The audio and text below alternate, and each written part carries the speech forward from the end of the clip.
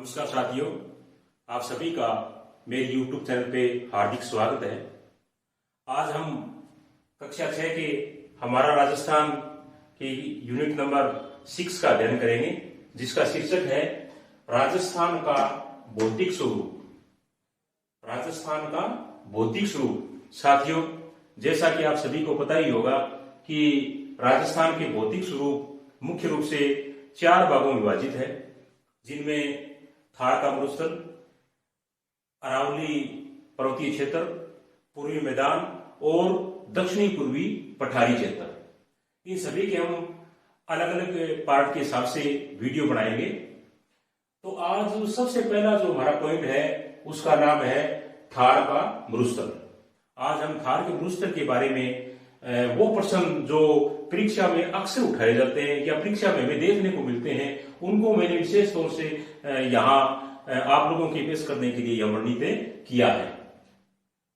साथियों, थार का जो मरुस्थल है वो राजस्थान के 12 जिलों में स्थित है और राजस्थान की जो टोटल भूमि है उसका 61.11% भाग पर ये फैला हुआ है। याद रखना, टोटल जिले कितने जिसमें मरुस्थल है 12, कितने प्रतिशत है 61.11%। और उसके अंदर जो राजस्थान की टोटल जो जनसंख्या है उसका 40% जनसंख्या है वो निवास करती है। बहुत ही महत्वपूर्ण प्रश्न करते हैं। मरुस्थल कितने जिलों में? 12 जिलों में। भूमि कितनी?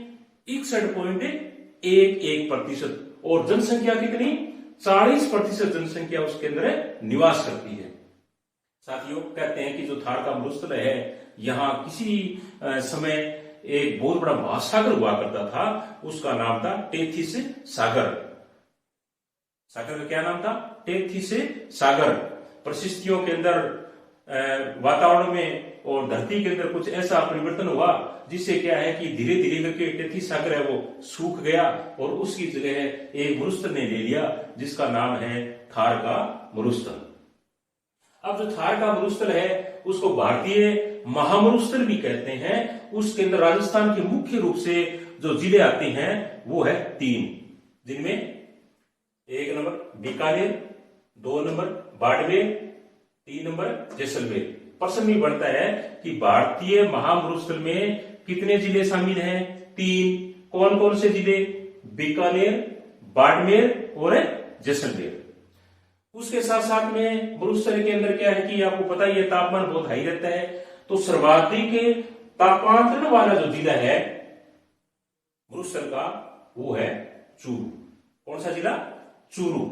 साथियों, 25 सेंटीमीटर समवर्षा रेखा, बहुत ही महत्वपूर्ण है ये। 25 सेंटीमीटर वर्षा रेखा मरुस्थलीय भाग को 2 भागों में बांटती है। यानी जो मरुस्थलीय भाग है उसको 2 भागों में डिवाइड करती है। पहला भाग रेतीला शुष्क मैदान और दूसरा भाग अर्ध शुष्क मैदान। थार का जो मरुस्थल है वो विश्व के अंदर अपनी बहुत ही महत्वपूर्ण पहचान रखता है, मुख्य रूप से 2 बातों के अंदर। और वो 2 बात कौन सी? पहली, विश्व में सर्वाधिक जनसंख्या वाला मरुस्थल है। याद रखना, विश्व में सर्वाधिक जनसंख्या वाला यदि कोई मरुस्थल है तो उसका नाम है थार का मरुस्थल। और दूसरा, सर्वाधिक जैव विविधता। विश्व में सर्वाधिक जैव विविधता वाला अगर कोई मरुस्थल है तो वो है थार का मरुस्थल। याद रखना साथियों, दोनों बहुत ही महत्वपूर्ण है और अक्सर क्या है कि एग्जाम के अंदर ये देखने को मिलते हैं। पहला, विश्व में सबसे ज्यादा जनसंख्या कहां निवास करती है? थार के मरुस्थल में। फिर सर्वाधिक जैव विविधता विश्व में कहां है? थार के मरुस्थल में। इसके साथ साथ में अब जो थार के मरुस्थल की जो विशेषताएं हैं या उनकी जो संरचना है, उनके मैंने कुछ पार्ट है या जो प्रकार है वो अलग से बनाए हैं। अक्सर आपको क्या है कि राजस्थान के जो कंपटीशन है उनमें आप देखना, ये आपको अक्सर उनके अंदर देखने को मिलेंगे। जैसे 1 नंबर पे जो है संरचना, उसका नाम है बरखान। साथियों, बरखान के प्रश्न में बहुत बार आता है कि बरखान किसे कहते हैं, या इस प्रकार का भी आ सकता है परिभाषा देकर के इसको क्या कहते हैं। तो देखो, बरखान का मतलब है सर्वाधिक गतिशील अर्धचंद्राकार बालू का स्तूप। क्या कहलाता है? बरखान। उसके बाद में अनुदैर्घ्य, ये क्या होता है? पवनों की दिशा के समांतर बनने वाले बालू का स्तूप, यानी पवनों की दिशा के समांतर बनने वाले बालू का स्तूप है वो क्या कहलाते हैं? अनुदैर्घ्य। आगे वाली जो संरचना उसका नाम है अनुप्रस्थ। अनुप्रस्थ के अंदर क्या आता है? पवनों की दिशा के संपूर्ण में बनने वाले बालू का स्तूप। क्या बताया?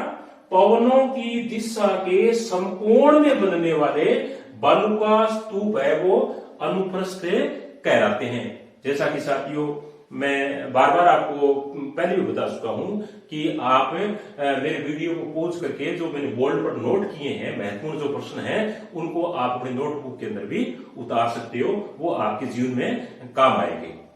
आगे वाला जो पॉइंट है हमारा उसका नाम है थार का गड़ा। साथियों बहुत ही महत्वपूर्ण प्रश्न है ये। थार का गड़ा किसे कहते हैं? चंदन नलकूप। क्या नाम है? चंदन नलकूप, यानी यहां मीठा पानी निकला है वो भी असीमित मात्रा में। तो आप बता सकते हो कि चंदन नलकूप क्षेत्र को क्या कहते हैं? थार का गड़ा, या थार का गड़ा किसे कहते हैं? चंदन नलकूप को। आगे वाला जो प्रश्न है उसमें ये है अमाद किसे कहते हैं? अक्सर पेपर में आपको देखना ये देखने को मिलता है कि अमाद क्या होता है। अमाद साथियों पथरीले मरुस्थल को कहते हैं। किसको कहते हैं? पथरीले मरुस्थल को अमाद कहा जाता है।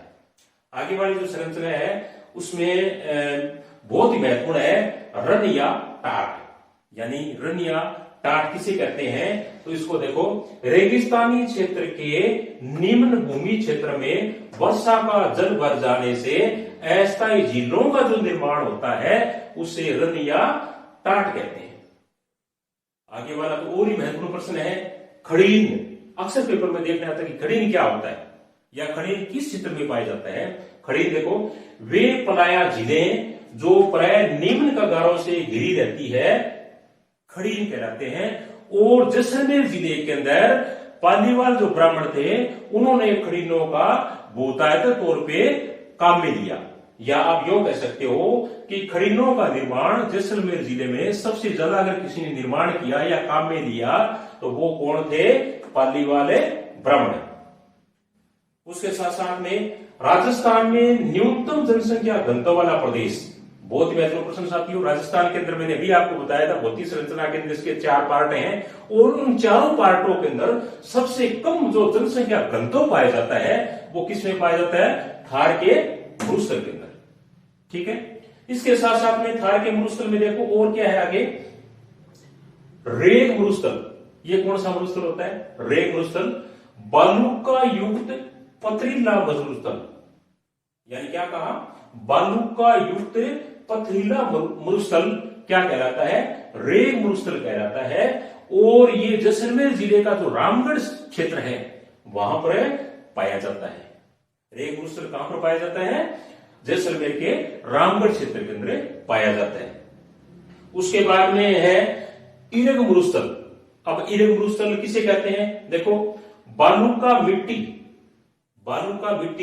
या स्तूपों से युक्त मरुस्थल, यानी जो बालू का मिट्टी से बना हो या स्तूपों से जो मरुस्थल बना हो उसको क्या कहते हैं? इरग मरुस्थल कहते हैं। मुख्य रूप से जो इरग मरुस्थल है वो बीकानेर, जैसलमेर और बाड़मेर का जो क्षेत्र है वहां पर पाया जाता है।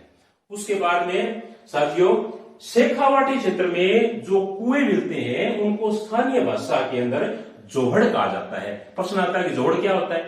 तो अपने उत्तर दे सकते हैं कि शेखावाटी क्षेत्र के अंदर जो कुएं पाए जाते हैं उनको स्थानीय भाषा में जोहड़ कहा जाता है। इसके साथ साथ में साथियों एक प्रश्न और भी बढ़ता है कि कुपड़ पट्टी क्या है या कुपड़ पट्टी कहां है या कुपड़ पट्टी के नुकसान क्या है?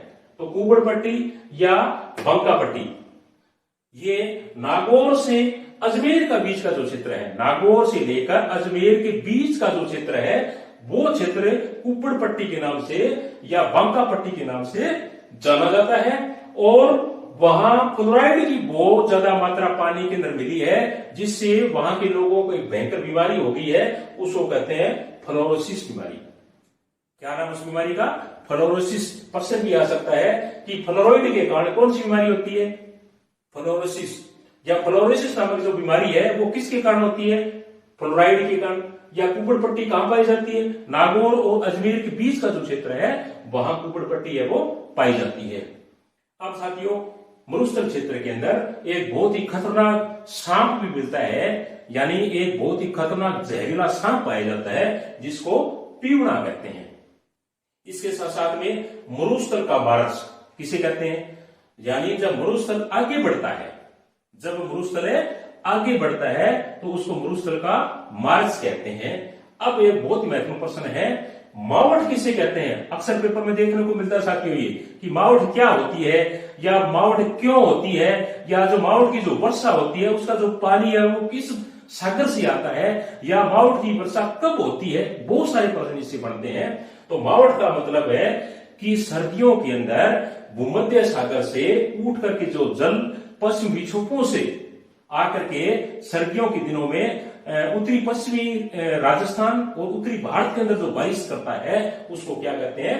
मावठ कहते हैं। यानी अपने योग कह सकते हैं कि सर्दियों में होने वाली बारिश मावठ कहलाती है, जिसका जल है वो भूमध्य सागर से आता है और पश्चिमी विक्षोभों के कारण वो बारिश है वो होती है। तो साथियों, ये बहुत ही सारे महत्वपूर्ण प्रश्न हैं। अक्सर ये प्रश्न क्या है कि आपको एग्जाम में देखने को मिलेंगे, और मैंने थार के मरुस्थल से जितने अच्छे इंपोर्टेंट जो प्रश्न बने थे वो मैंने सारे नोट करके आपको पूरा समझाने का प्रयास किया है। आशा नहीं, पूर्ण उम्मीद है मुझे कि ये सभी आपको समझ में आ गया होगा। धन्यवाद साथियों।